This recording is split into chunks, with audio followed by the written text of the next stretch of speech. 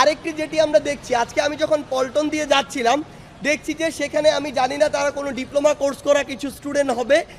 আমি শুনেছি তারা মানে কোনো একটি ডিপ্লোমা কোর্স করা স্টুডেন্ট, তারা লাঠি নিয়ে দাঁড়িয়ে আছে। সামনে বিএমডিসি নাম দেওয়া কিছু একটি সংগঠন ছিল, সেখানে দাঁড়িয়ে আছে।